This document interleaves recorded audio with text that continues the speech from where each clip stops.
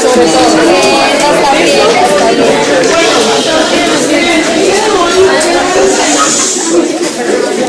Que lo personal me parece absolutamente importante que ustedes piensen en eso cuando estén en el ejercicio de su profesión. Vamos a empezar, si quieres, ponme por favor ese link. Yo quiero que vean desde un punto de vista distinto a los pacientes que tienen problemas ortopédicos. Entonces vamos a ver, por ahí vamos a hacer pausa y les voy a pasar unos, para que ustedes vean lo que pasa realmente con una persona que tiene sordera.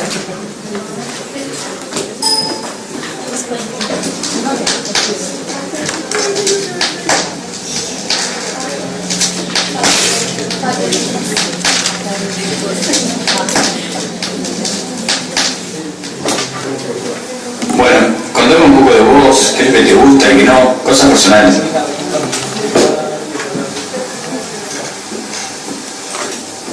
Me llamo Camila. Tengo 31 años. Soy una persona independiente y diferente.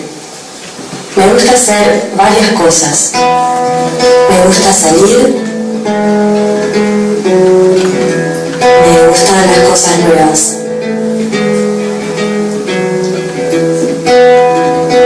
A veces las personas piensan que soy una antipática.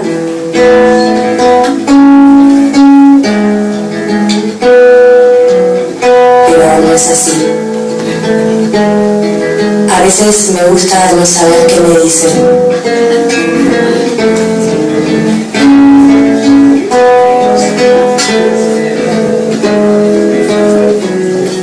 También me encanta comer en paz.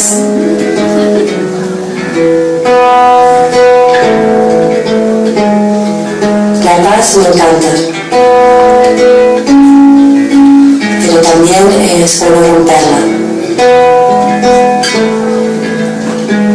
Con las visitas, con los amigos, cocinando.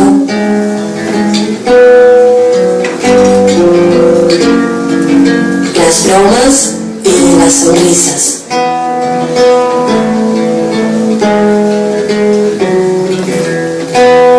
También me gusta ser yo la que le da consejos a mi madre.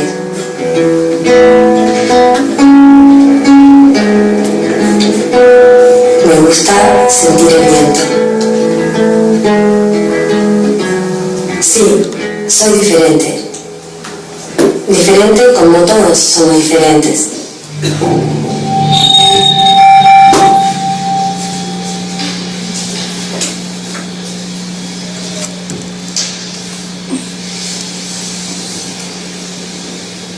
La diferencia es lo que nos caracteriza.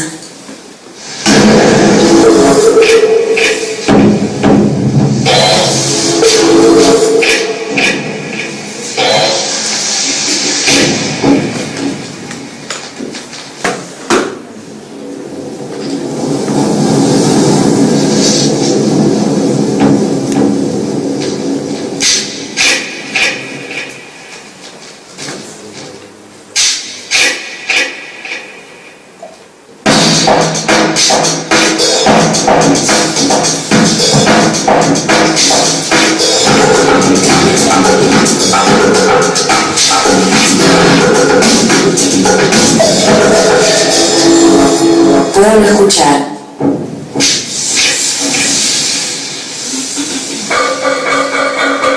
Pero puedo sentir.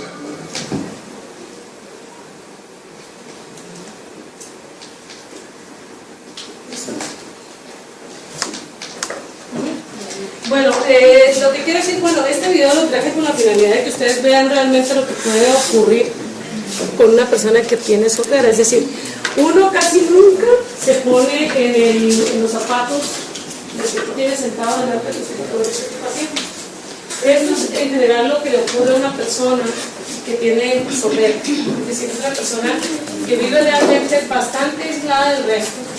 Y ella dijo una cosa que es importante, que yo no quiero que se les olvide, yo no les voy a editar esta vez el tema de los exámenes audiológicos, pero eso que comentaba la paciente en ese video, de que el sonido se siente como una persona que tiene sordera es capaz de dedicarse a cosas como la música?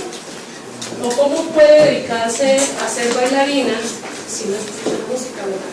Bueno, el cuerpo humano, una de las características que tiene para el estímulo de la cóclea es que la vibración es una forma de sonido también para él. Es una forma de estimular las vías auditivas. Y se van a dar cuenta conforme avancemos en la charla que tiene total razón. Por eso motivo, por esa capacidad que tiene el cuerpo, es capaz eso se aprovecha, digamos, en la rehabilitación auditiva, y ahorita lo vamos a ver. Quiero que veamos esto, que esto ya es un tema más médico. Quiero que pongan mucha atención. Quiero que vean, antes de eso, antes de que lo pases, quiero que vean esa cóclea. Quiero que vean en dónde está ubicado las frecuencias. Las frecuencias ustedes no las han visto. ¿Eso qué significa? Que el cuerpo es tan perfectamente bien hecho que hasta en estos detalles que parecen como tontos tienen todo que ver. ¿Saben ustedes que la conversación como la que tenemos nosotros, bueno, mi voz digamos que se sabe todo el promedio, pero digamos que en general toda la conversación ocurre en todas las frecuencias que están en esta parte de la cóclea, en la parte externa? ¿Eso qué quiere decir? Que las frecuencias graves están en la parte están más protegidas en la cóclea, y a la cóclea le llegan primero todo lo que son las frecuencias agudas. ¿Eso qué quiere decir? Que cuando hay un trauma acústico, lo primero que se daña son las frecuencias agudas y no las graves. Eso que tiene importancia, que la conversación, la vida en general, se da más en frecuencias graves que en las agudas.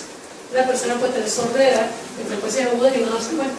Se da cuenta cuando está en ambientes de ruido. ¿Sí? Bueno, ahora sí, por favor pongan atención a eso. ¿No abre? Ay, no le digas eso.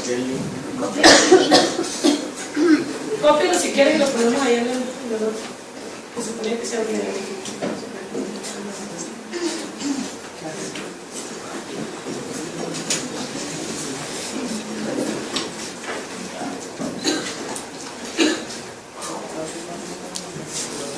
Los sonidos están activos constantemente, captan las ondas sonoras y las transforman en información que el cerebro es capaz de interpretar, como por ejemplo la música y el habla. El sonido es una onda de presión que puede vibrar tanto rápida como lentamente. Las vibraciones lentas producen sonidos graves, mientras que las vibraciones rápidas producen sonidos agudos.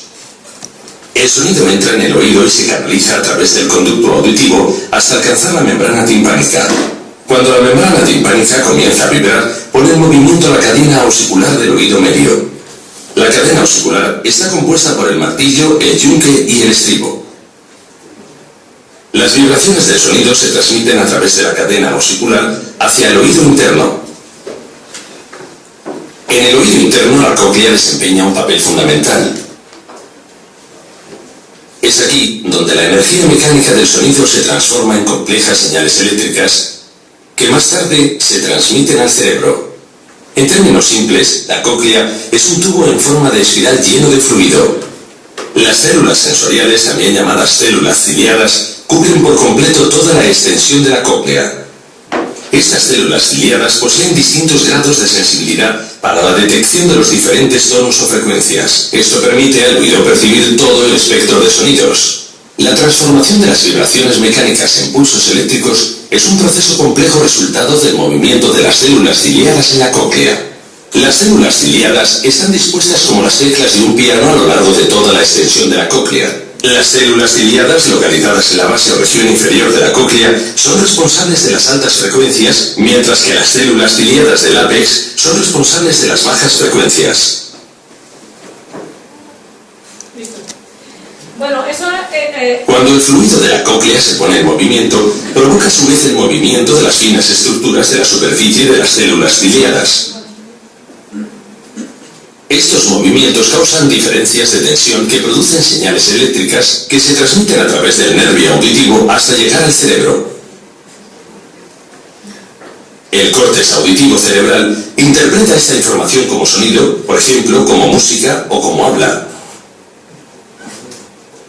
Toda esta sucesión de eventos, incluyendo los distintos pasos que convierten las ondas sonoras del medio ambiente en información que el cerebro es capaz de interpretar, suceden tan rápidamente que las personas pueden oír el sonido al instante y de manera continua. En este complejo proceso, existen varios factores que pueden provocar que una persona experimente una pérdida auditiva. La pérdida auditiva puede variar desde una pérdida de leve a moderada hasta una pérdida total de la audición. En general, existen 3 tipos de pérdida auditiva que difieren la una de la otra, dependiendo de la parte del oído que esté afectada, pudiendo ocurrir en el oído externo, medio o interno. ¿Listo? Bueno, ahora sí. Ahora sí arrancamos con... sí, bueno. Resulta que los que van a recibir todos los bebés que llegan allá, pues no voy a hacer yo, porque no se ríen. Pero ustedes van a estar atendiendo partos, van a ser pediatras, ¿sí? Neonatólogos, ginecólogos. Y resulta que tienen que acordarse que de cada 1000 partos que ustedes atiendan, uno de esos niños van a ser por un problema de sordera, ¿sí? Y resulta que ustedes han escuchado el término inadecuado de decir pacientes sordomudos, y de hecho tú ves que muchas personas, muchos médicos, colegas hablan de sordomudez, realmente eso no existe. El paciente es sordo, no es mudo. Lo que pasa es que nunca puede desarrollar la parte mecánica del habla porque no tiene un estímulo auditivo que lleve esas ondas y haga desarrollar eso. Entonces no existe ese término, o sea, oficialmente hablando no hay sordomudos, hay sordos, ¿sí? Entonces resulta que existen 2 tipos de personas que van a desarrollar sordera. Pacientes que existen a los 2 años, más o menos entre los 2 y los 3 años, es la edad más importante para el ser humano en el desarrollo del lenguaje. Por lo tanto, es una persona que nunca recibe un estímulo auditivo antes de esa edad no podrá desarrollar su lenguaje. Por eso, las personas que tienen, ustedes van a ver, eso se llama de prelingual, cuando es una sordera que aparece antes de esa edad, y poslingual es un paciente que termina con sordera después de que el lenguaje se ha desarrollado, ¿sí? De todos modos, miren, es tan importante el sonido para que el lenguaje sea adecuado, que pacientes que por cualquier motivo terminan con sordera, ya teniendo 15 años, 20 años, y que se supone que ya el lenguaje está desarrollado, el tipo de habla cambia ante la falta de estímulo auditivo, ¿sí? Entonces eso siempre va de la mano. Ustedes siempre van a encontrar que de cada 1000 nacimientos va a haber un paciente, un niño que van a nacer con problemas de sordera. Y de estos pacientes, es decir, de los pacientes que desarrollan una sordera después de esa edad, el 10% va a empezar a desarrollarla a partir de los 60 años, es decir, toda persona que tenga 60 años, el 10% de esas personas van a empezar con problemas de sordera. Cuando ya tienes 80, la mitad tienen pérdida auditiva. Es decir, la sordera empieza a quedar 60 años, ¿sí? Eso se llama presbiacusia. Entonces, de los pacientes, de ese niño que de cada 1000 nacimientos nace, se va a clasificar así. Es decir, aquí van a encontrar, el momento de la aparición va a ser al momento del nacimiento, que va a ser genética o adquirida, digamos, por ejemplo, por un proceso viral, una infección, alguna cosa de esas, o de aparición tardía, que en esta aparición tardía son niños en los cuales a tempranas edades empiezan con este tipo de problemas. Existe además otro grueso de pacientes que van a tener, de aquellos que están hablando de esa sordera hereditaria, de estos, la mayoría de los pacientes no van a estar asociadas a ningún tipo de síndrome. Más o menos estamos hablando de que el 70% de esos niños que tienen una sordera hereditaria no va a estar acompañada de ninguna otra alteración en ningún otro órgano, ¿sí? Eso es lo que quiere decir en resumen este cuadro.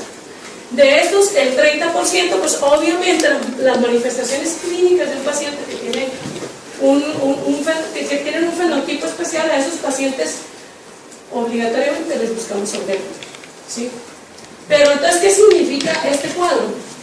Ustedes tienen que acordarse que no necesariamente tiene que ser un síndrome de Down para hacerle un tamizaje auditivo a los pacientes. Eso es lo que quiere decir, ese es el resumen, lo que quiere decir este cuadro. ¿Listo? Bueno, entonces, ¿qué tenemos que hacer nosotros con ese niño que ustedes recibieron?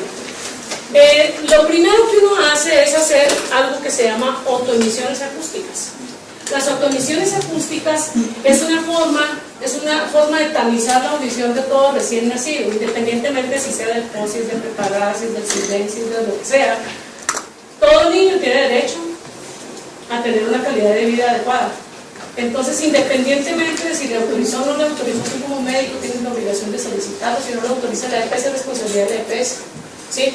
Entonces, cuando las autoemisiones acústicas están bien, perfecto.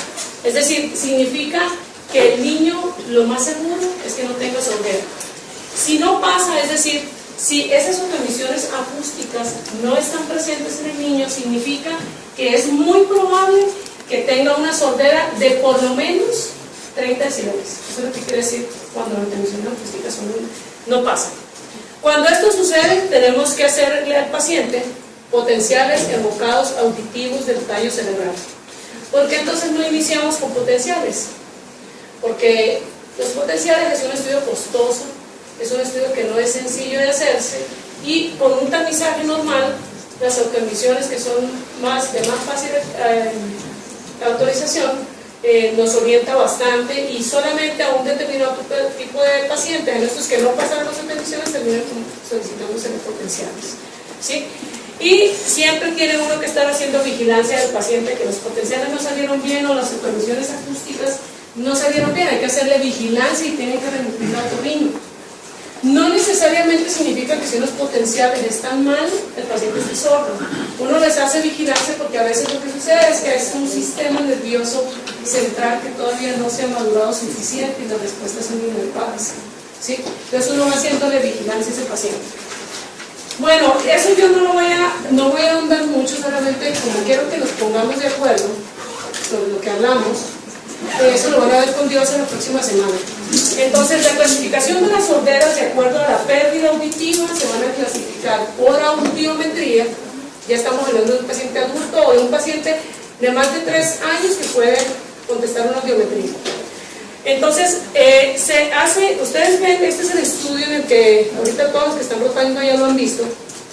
Es un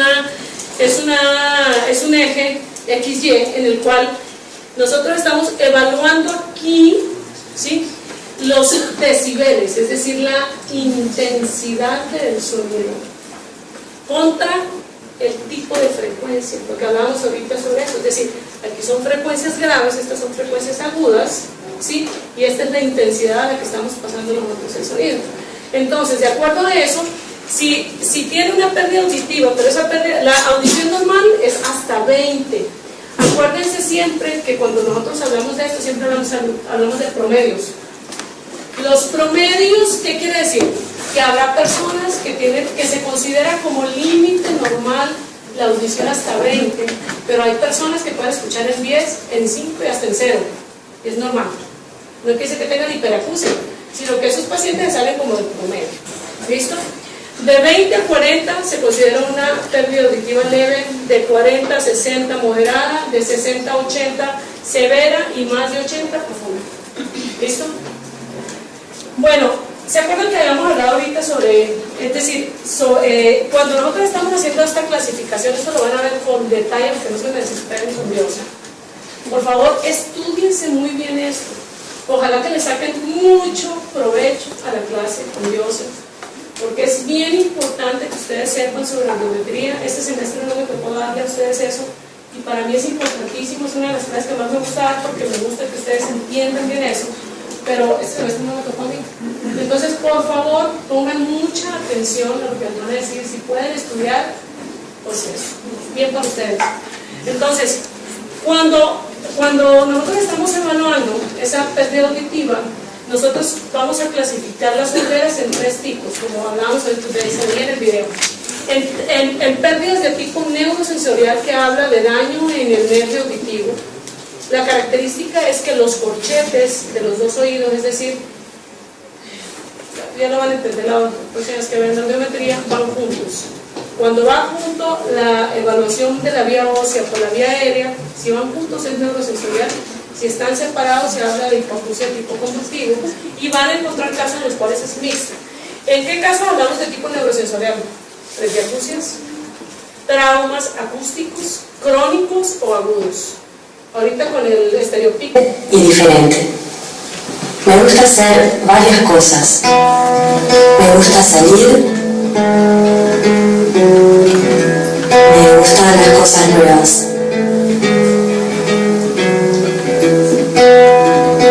A veces las personas piensan que soy una antipática.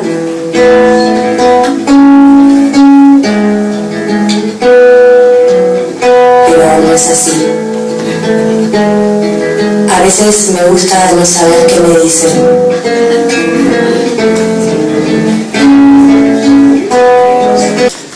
Que tiene sordera.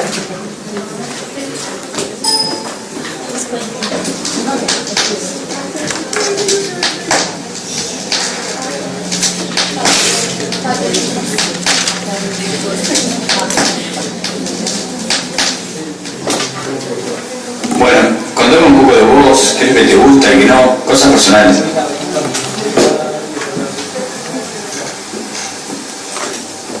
Me llamo Camila. Tengo 31 años. Soy una persona independiente. Sobre todo.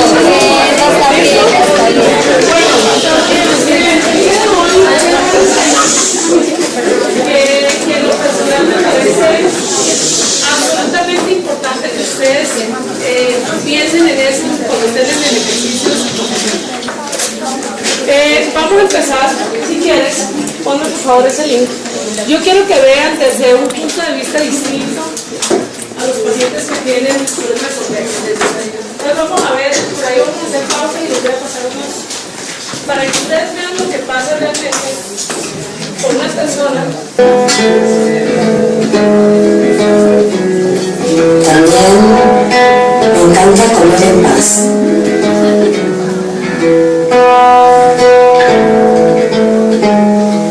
La paz me encanta. Pero también es bueno romperla. Con las visitas, con los amigos, cocinando.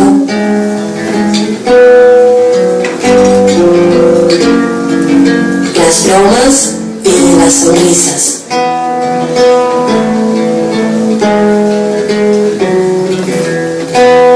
También me gusta ser yo la que le da consejos a mi madre.